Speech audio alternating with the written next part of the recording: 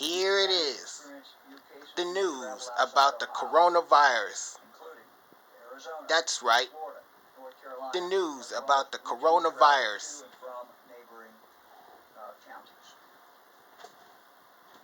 Let me go back to Butler County. As I said, some good news.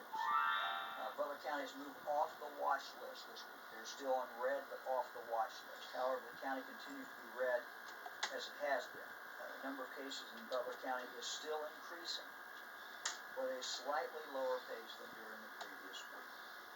Butler County residents are continuing to seek medical care for COVID symptoms in emergency departments and outpatient settings. Butler County, with 368,000 residents, has had more cases during the past 2 weeks than the entire country. Denmark, population 5.8 million. Here it is, the news about the coronavirus. Clermont County continues That's to have a right, concerning increase the in news spread. about the The coronavirus. past 2 weeks, Clermont County has had 130 new cases, which is 24% of their total cases since the beginning of the pandemic.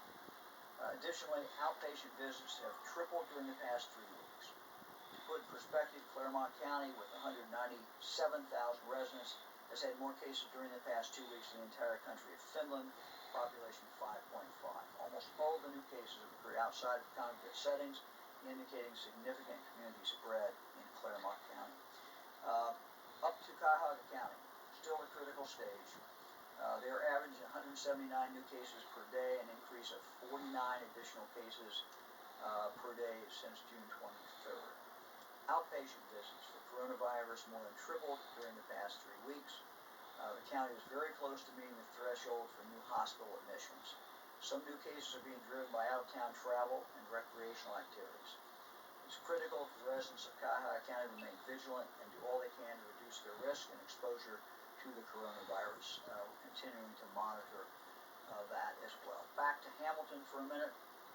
Again, it remains red. Local health officials have said that number may be plateauing. Here it is, close to plateauing. the news about the coronavirus. Number of cases. That's right, in the county. the news about the coronavirus. This week, the county registered more than 1,400 new cases. The number of people seeking medical care has increased 2.5 times during the past 3 weeks. And 3/4 of new cases are outside of congregate settings, including an outbreak at a high school, multiple workplaces, and restaurants. So those are the counties, as we said, that are red. The order will be that at 6 o'clock tomorrow night, as we've done in the past, those counties will have a mandatory mask order. That will mean that approximately 60%, as of 6 o'clock tomorrow night, approximately 60% of the population of the state of Ohio will be living under a mask order. I also want to do a shout out for Walmart and Kroger, and there may be more I may have missed, but just in the last day, they have all required masks to be worn. We talked about masks a lot. As I said last night, the jury's in. The verdict by everyone really who has looked at this in the medical community and the health community overwhelmingly, that masks do make a difference. I am cautiously optimistic what we've seen, particularly out of Hamilton County, that is moving, and it's moving in the right direction. And so my message to my friends who are in yellow counties or orange counties, please wear those masks. We're not putting an order on yet, but this is how you can keep it where you are, or maybe even go to a lower degree of spread. It looks like it is working in Hamilton County. It's still early, but we're making progress. So this is the right thing to do. We've got to slow this thing down. Let me make one more comment. There will be liquor control hearings on August 3rd, 4th, 5th, 6th, and 7th. The Ohio Investigative Unit is a unit that normally focuses on liquor violations in the bars across the state of Ohio. They're a part of public safety. They are also, of course, now enforcing the rules regarding social distancing and mask wearing in these establishments. So we had a conversation today, as I said, with the Departments of Health. Also had a conversation with the Ohio Investigative Unit team. And so they will be following up, continuing to do their work, focusing on bars.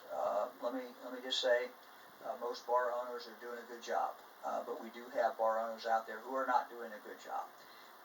And so we've asked the health department to pinpoint those, and that will be work that's going to continue to be done by the Ohio Investigative Unit. We'll now open up for questions. Governor Marty Slayton, Ohio Capital Journal. First of all, I want to thank you for taking the time to talk to us in the press. I know you don't have a lot of it, but this is important. You said that you're not going to enforce your mask orders, saying instead that the intent is to get people to comply voluntarily. By that logic, why should I be arrested if I slam a six-pack and drive down I-70? Well, I don't think we quite said we're not going to enforce it. What we said is we're not looking to lock a lot of people up. That's not the idea. The law can be a teacher. We have seen that, for example, in some of our counties today where the mask order has fundamentally changed people's behavior. I think that without an order from me, people are beginning, I think, to understand the gravity of the situation. I think they're seeing the importance of wearing a mask. We are enforcing this, and as I just talked about, our investigative unit will be out again this weekend. They'll have additional people. They will be going into bars and making sure that the bar is complying with this social distancing. And again, I think it is a change in culture that we're looking for. We are not at people historically that wear masks. That's just not what we do. But we all are adjusting now to the new world that we live in. And the new world is that if we're going to make it, if we're going to continue to have businesses open, if we're going to continue to be able to do some of the things that we want to do, wearing masks out in public is very, very important. So the answer to your question is the law is a teacher.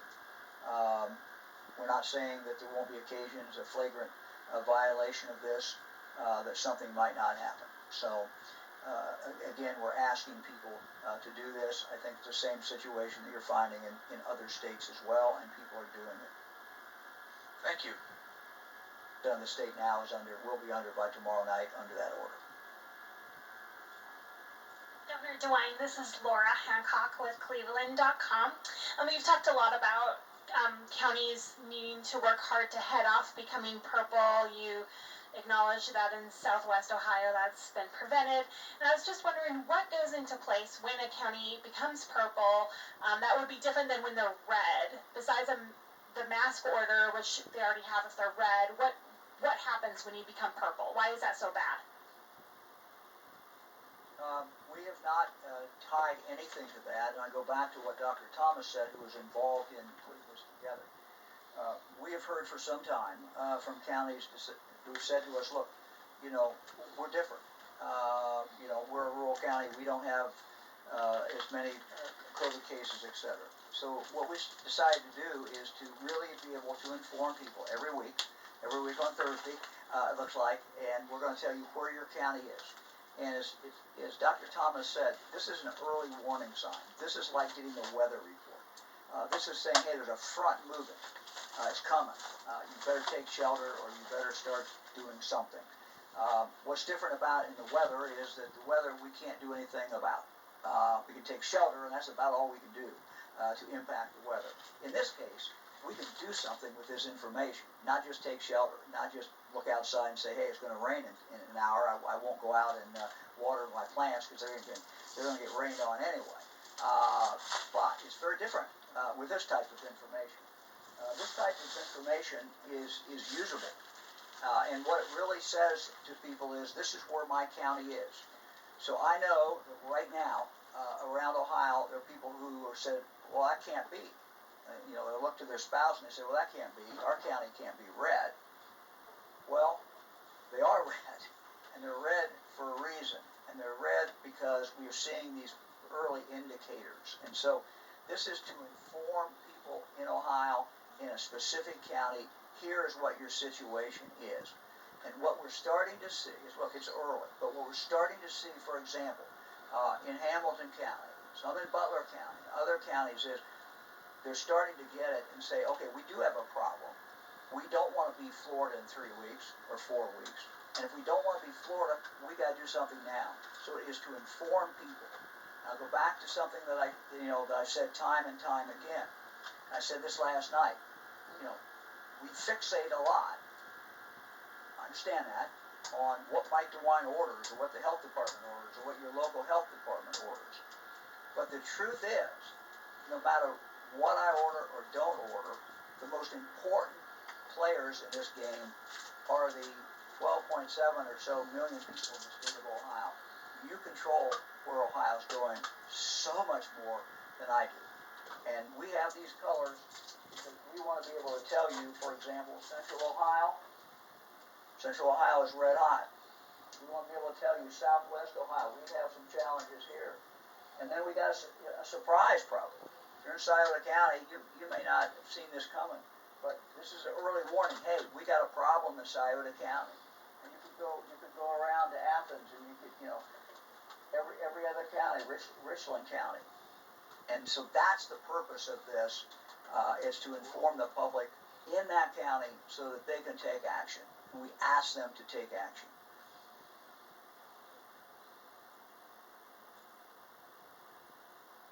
Hi, Governor. Andy Chow with Ohio Public Radio and Television State House News Bureau. Your message last night was about pleading with people to take the virus seriously, to do what they can to wear a mask. How will you know if that message sunk in? What kind of metrics are you looking for to tell you that it is shifting in the right direction? And what will you do if the numbers continue to get worse? Well, I think we can see a difference. And I'm not saying we can see a difference since last night, but we can see a difference in some of these counties. I think you're seeing more people who are wearing masks. So one very tangible way is to see how many people are wearing masks. And look, I get calls, I get texts from people who say, look, my child can't wear a mask. There's a medical reason.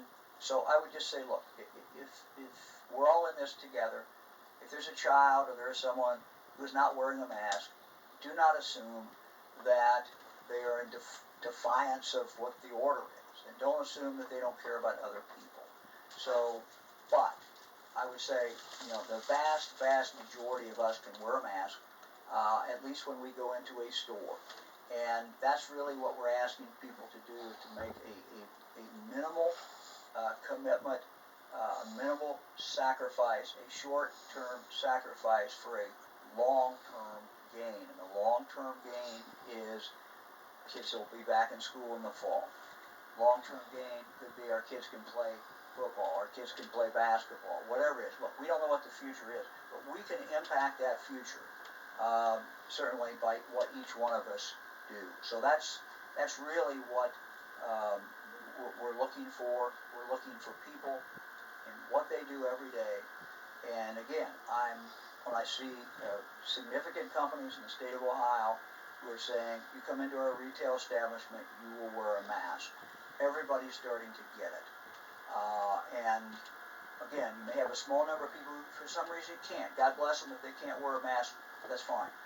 But the vast majority of people can wear a mask, and we're asking them to do it. And I think we're starting to see some certainly movement in that direction. What's the or else scenario of do this or else? What's going to happen if the numbers don't get better? Look, as I said last night, as governor of the state of Ohio, I will do what I have to do to protect the people of Ohio, and that's what I'm going to do. Now we're going to constantly look and see. I had a good conversation, for example, today on the phone. We had most of the health directors from all over the state, and just asking them, what are you seeing? What what type of things are causing the problem. So these are the notes I wrote down. These are my notes. I wrote them in the car, and I'll just read them in no particular order. And I don't think they're not meant to be in order. But these what came up: block parties, literally people getting together in block parties, neighborhood get-togethers, bars, churches. Mention, of course, about young people, and the data's clear. 20 to 29-year-olds, the numbers have gone up, dramatically.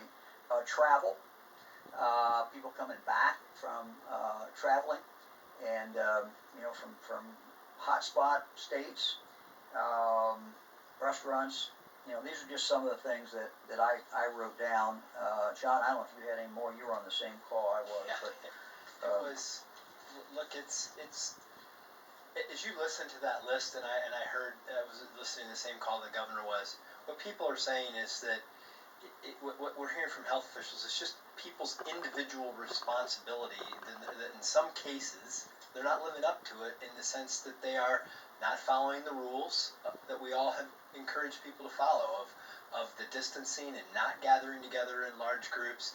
And I get it. It's like you see your family like, well, this is my family. They don't. Well, your members of your family, my family, anybody's family who hasn't been following the recommendations and exposing themselves can then turn quickly and expose 10 of their family members to it. And it's what people do. You may say, I'm doing great 8 hours a day at work. There's a great working environment. But if just one of you in that group kind of deviated from that, went out, did something that maybe was a little more risky, contracted coronavirus, you're walking around asymptomatic, you're shaking hands, giving hugs, doing the things you've always done, that's a recipe for disaster, for the spread. And it can happen just like that, where one person gives it to 4 give it to 12, and it can spread pretty quickly. So it's just everybody in their personal lives making good decisions so that they don't put each other at risk. And that's what we were hearing from the health department officials today, that they were really on the governor about just share that message about people needing to do these things. And he does it every day. I don't know that the governor could implore people to do this more than he has. He does it every day. And the more we listen to his advice, the better off we're going to be in the long run. Andy, let me just answer the question this way. And one of the things that we're seeing, and this came up on this call, and that is people say, well, people's own home, and they have in the backyard or inside, obviously more dangerous, 75 people. And, because we don't restrict what people do in their own home, people look at that and say, well, that's not part of the order, and I don't have to do it. And so what we're really asking people to think about is, don't think so much about what the order is, but rather think about, does this make any sense for my family? Does this make any sense for everybody else? And so to answer your question directly, I will do whatever it takes to keep people in Ohio safe. Hesitated before, I'm not going to hesitate again. But the better pathway, obviously, is if people look at these colors. If you're yellow, try to keep from going into orange, and if you're orange, try to keep going into red. And if you're red, do everything you can to push it back. So try to inform people with this. Hello, Governor. Kevin Landers, WBNS 10 TV. I'd like you just to clarify again what purple means. Does that mean a county could possibly shelter in place? Does that mean you would institute a quarantine for people who are leaving the state, for example, going to Florida? What exactly does that purple trigger? And then, we have a state of 11.7 million people. We had 1,000 new cases today. That's not a large percentage of the population. Can you explain why that is such a concern? Why, which is such a concern, Kevin? I'm sorry. We have 1,000 cases, 11.7 million people. that's not a large percentage. Can you explain why that is such a concern? Talked about this last night, and I understand it doesn't look like a huge number, but we are basically where Florida was a month ago. Florida was at this level. If you look at positivity, if you look at number of cases, look at all kinds of different ways, and see where Florida is today. And so, look, we see these things coming. This system was designed. The color red was picked for a reason. It is a danger. We have challenges. It's a warning system. So what we've learned throughout this pandemic, and what frankly the scientists told me very early on, in February, is that you have to move well before it looks like you have to move, because it goes out and multiplies out like this. So, for example, if you live in one of these counties, one of the yellow counties, now is the time to cut this thing off. It's so much easier to do it. So much easier to do it with if somebody comes down with it, tracing, a person's isolated for the period of time, anybody they talk with or they come in real close contact with, and you just cut it off. You cut at the knees, and it's so much easier. When you get here, it's harder, and when you get here, it becomes much harder. So you've got to look down the road. We are losing a lot of people every single day, and we not only have people who are dying, we have people who have long-term health issues. So I would not, as we look at the number of people who are coming down with this, I would in no way minimize that. But I would also say that the real concern is the future and how this bodes for the future and how this stuff multiplies and just goes out like that. Governor, can I emphasize something that I heard Dr. Thomas say, and I listened to a lot of these calls when it was being designed. It wasn't necessarily designed to be a triggering tool. It was designed to be an information tool. It was designed as an early warning system. He talked about it as a weather forecast. It's like, look, you may have some severe things coming at least, but unlike a weather forecast, you can actually do something about this. You can take the precautions individually and collectively to change your future. And that's what we want it to be. We want people to say, hey, this is happening.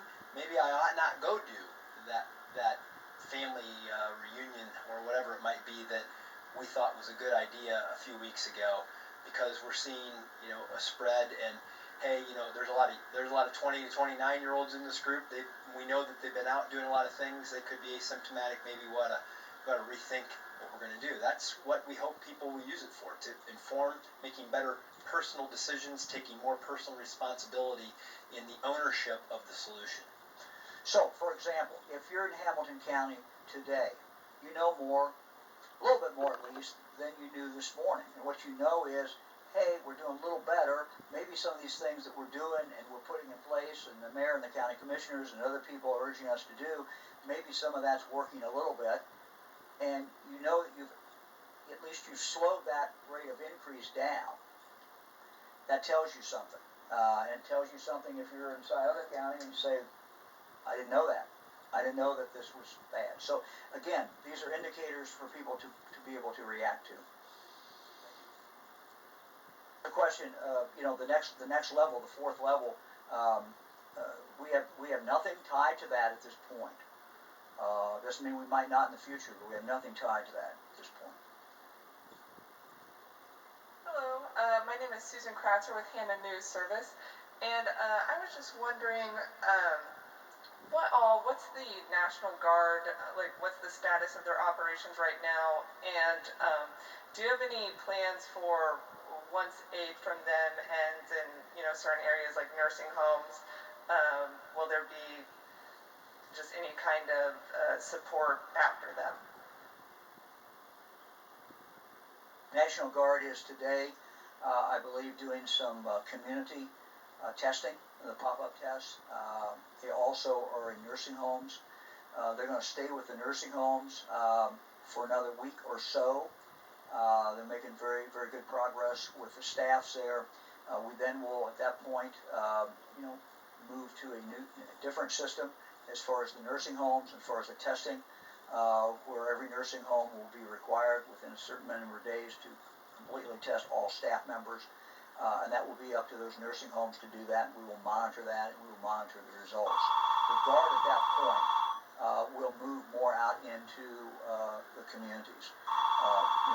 What I've asked our team to do a few days ago is to look at our mid-level counties, look at our counties that may be getting ready to turn red, and talk to the local officials and see, do you need more testing in the county? Can we come in for a day? Do you want us to come in? Do you want the guard to come in, do pop-up testing, say in Mansfield, Lorraine, and so the scheduling of the guard as we go forward is going to be a lot of it is going to be that community testing. They can come in, they can set up, they can get it done, we can get the results back, and that's helpful to that particular county. So they're going to be on a mission to find places where the local officials believe there is not enough testing. There's not been enough opportunity for testing.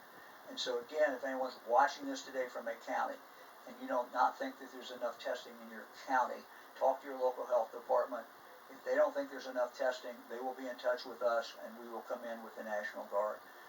We are very, very happy to have the Guard moving forward. I just signed a letter to the President thanking the President for subsidy on the Guard, but also asking that be extended. So we would have more opportunity throughout the rest of the year to have the Guard out 5, 6, 7 days a week. Thank you.